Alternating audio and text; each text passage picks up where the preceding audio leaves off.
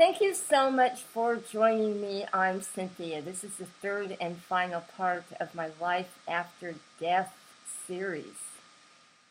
When I envisioned my mother's time of death, I knew it would be beautiful if she didn't go suddenly and we had the time to prepare and go through the death process together.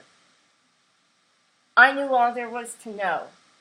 I had been trained as a death doula with her. I had helped many other people to cross over.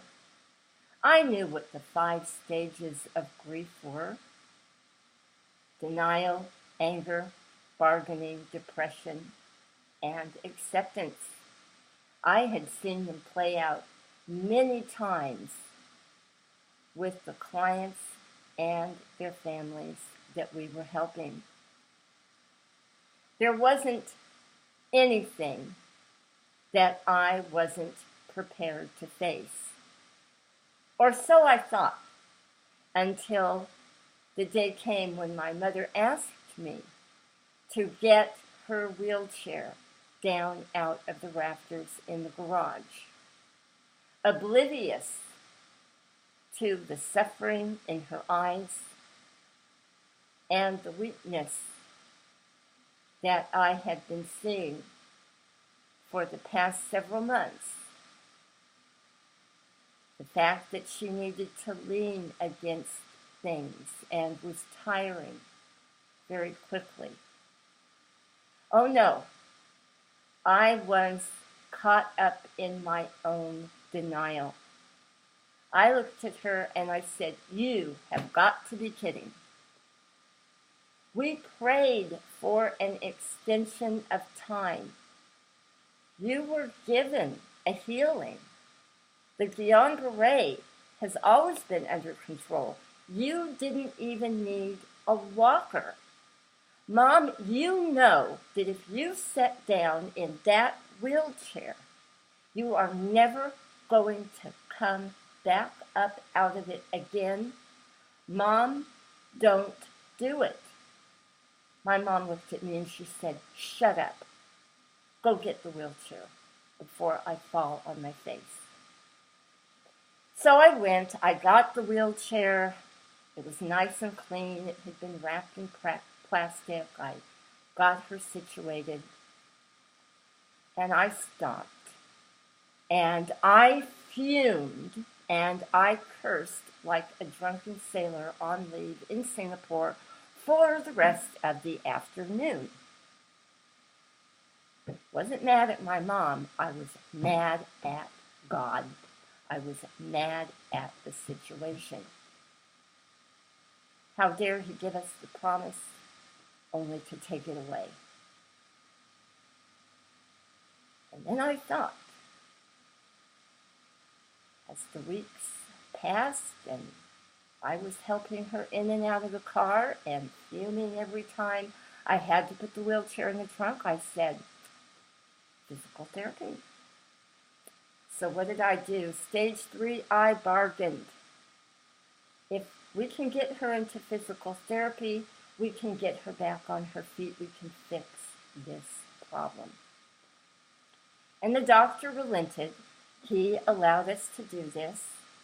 And every time we went, it had the opposite effect. She had less energy than she had when she started with. And one day she looked at me and she said, "You and I both know this ain't working." And I said, "I know, Mom."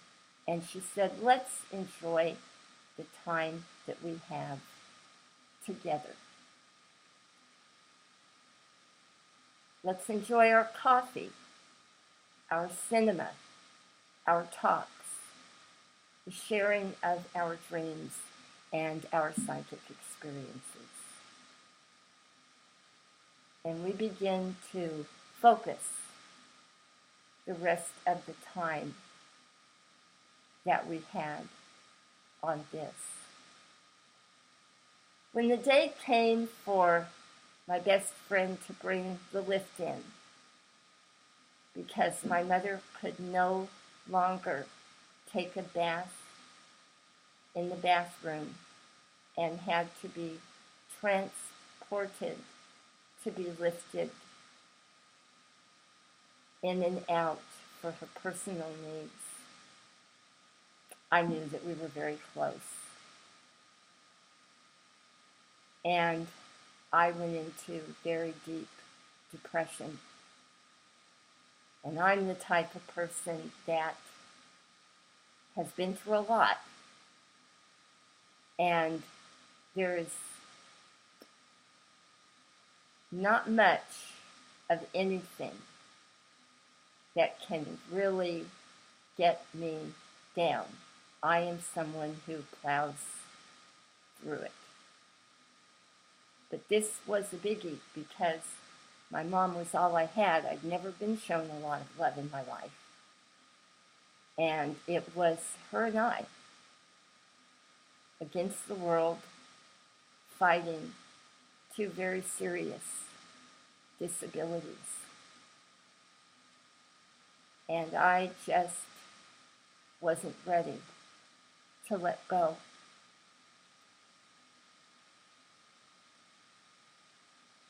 One morning, I was giving her a bath from the bed.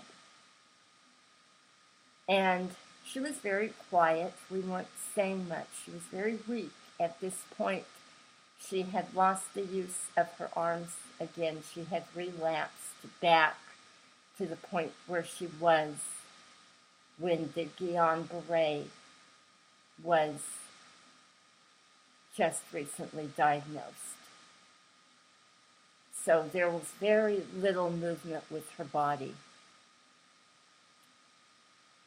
And I was washing her limbs and just thinking about the past and our life together. And all of a sudden, my mom looked up at me and she said, "My smelly little daughter." And this is something that she always called me when I was a little girl, her smelly little daughter. And she grinned. She said, "You always smelled like chocolate chip cookies every time I picked you up from school. And you ran into my arms and I held you close. That was your signature scent because it was your favorite cookie." And that was true. If she didn't give me chocolate chip cookies, I would work a trade with another kid who had them because I was so addicted that chocolate chip cookies were everything to me. And she remembered that. And we got a great laugh. And at that moment, everything just tied in. And I somehow knew that we were on the tail end of our journey together. It was getting very close. Within a week of that experience with her, spirit began to fill the house. And one evening, her twin flame, Michael, came to me. And he said, "I've been trying to get through to your mother. Would she talk to me?" I told my mother that Michael was present and would she be willing to talk to him. And she says, "I've been so busy with my mother and father and your Aunt Irene and your Uncle Cecil that I have probably blocked him out, but yes, I would. But I'm tired, so would you deliver the message?" And it was beautiful. Michael told my mother that he was waiting for her on the other side, and another lifetime had been presented, but she would have to agree to it. I don't know if this lifetime would be another incarnation on Earth or in a higher dimension, but he very much wanted to continue with her. And my mother looked up, not at me, just up, and she smiled. And she said, yes, very much so. And from that point on, more spirit began to fill the home. I would sit by her bed and I would see ancestors that I only knew from the genealogy books that my grandfather and my mother had preserved through the years. Generations of women that spanned back clear to the Civil War. I saw animals, cats, dogs, and I began to see angelic energies as well. I began to see the room shift and change colors. The hues would change. I began to see orbs of light, and I knew the time was very close. My mother began to pour her heart out in her cognizant moments. And a lot of the things that she felt she needed to say, I didn't want to hear because they were unhappy memories from a time in our life that was very heartbreaking. And my mother told me, she said, it's very important that you listen to what I have to say. And so I did. And I relay this to you now, that if you have that privilege and that honor to see a loved one through into the other world, it is important that you listen. Because this is a part of their journey. And it is a part of your growth as well.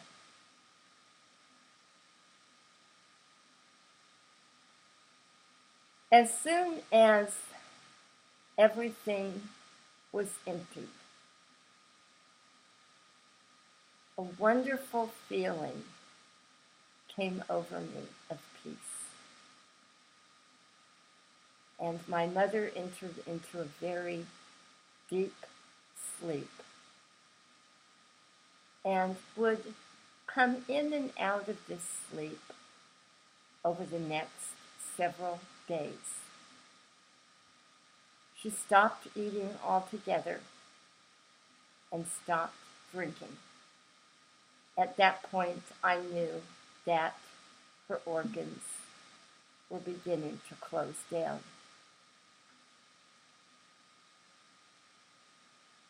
One morning, I went to get milk, and I had left notice with the next door neighbor in case my mother were to need her to check in on her.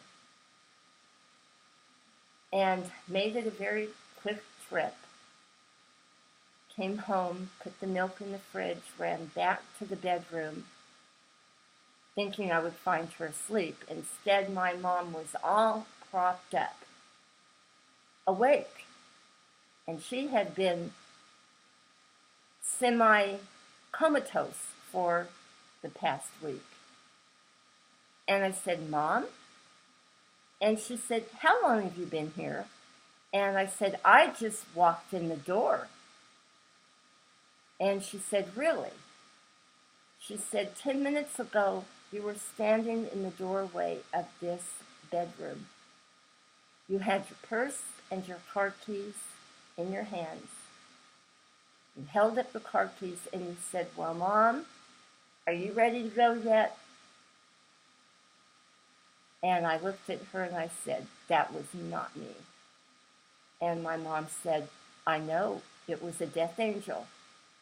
And they were ready to take me and I wouldn't go. And she said, they know the only way they're going to drag me out of this body is if they disguise themselves as you and take your form. And I said, Mom, I said, why don't you want to leave? And she said, because of the medical debt and the mess I am leaving you with. And I said, Mom, is that the only reason? And she said, yeah. She said, I'm leaving you with so much. And I said, Mom, I said, you have been worrying about bills and debts and insurance for decades. I said, it's time for me to deal with all of that. And I said, I will take care of it. It is time for you to go on. I said, let it go, Mom. That cycle has closed. That night, as I was drifting off to sleep, I heard whispers around my bed. And I heard them saying, hopefully there shouldn't be any more resistance. And I knew that she would be gone within the next 24 hours. At exactly 9 a.m. the following morning, I went into the bathroom, made it a very quick trip. And when I came out, my mother's hands were on her chest. And she had the most beautiful smile on her face. Her grin was almost comical. It was as if to say, if you think about reviving me or that I would ever come back here, think again. Because it isn't going to happen. I felt such a blessed release, a freedom unlike anything I had ever felt in my life. Later that afternoon, after the mortuary had picked up her body, I was sitting on the love seat by myself, and a beautiful amber light was streaming through the shuttered windows. And there were rays of light forming in the center of the room. It was very, very angelic and very magical. And of course, I was crying. I was happy that she was free from the physical body, but I was going to miss her. I already missed her. And all of a sudden, there she was, right in front of me, as clear as day. And without moving her mouth on a mental level, she said, my beautiful baby girl, you always smelled like chocolate chip cookies. when I held you close in my arms. And without a shadow of a doubt, I knew exactly the direction my mother was going. In the days that followed, I had a lot of spirit contact from her. I was taken out of my body to the dimension that she had gone into. And I will never forget walking into a room that was similar to that of a restaurant. And I knew it was a place where family members were going to be able to make contact with their loved ones. You could see waiters, and you could hear dishes and glasses, and you could see food being presented for those who felt they needed to have that experience. And all of a sudden, I see my mother, who hadn't walked for a very long time and had been so frail, in a white pantsuit, a brown turtleneck, a full head of brown curly hair, wearing high heel shoes. And I said, wow. I said, Mom, I said, congratulations. And she sat down and she said, I know. And I said, it's all about you now. I said, it has been so long, decades actually, since you really felt this way. My mother had gone into her higher mental body, her higher spiritual body, and she was whole on every level. We communicated on a telepathic level. And this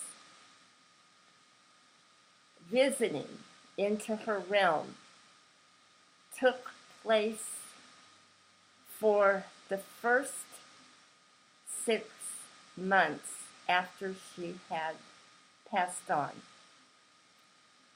And then she gave me the message that the visits would be more few and far between, as she had to begin the rest of her evolvement. But she would still be making contact with me at certain times. But when I had adjusted and I was where I needed to be, I would no longer need her guidance. But to rest assured that the time that we had, when we had it in the spirit form, when I was visiting in her dimension, would be very special. A year and a half has passed. I received very little contact from my mother. But when I do, it is very clear, and the messages are strong, and they are of the highest level. They are divine. I know that my mother has received her ultimate healing. All the time, I fought, I struggled, and I didn't want to let go of the extension of time that she had been given. It is very clear to me that she is whole once again. All time frames that we are given when we have received a healing that is considered to be a miracle is an extension of time, a blessing, a gift. But the ultimate healing that we receive comes in the afterlife when we become free of the restrictions and burdens of the physical form. It is sacred and it is divine. Death is the ultimate healing. I wish you peace and understanding and love on your journey.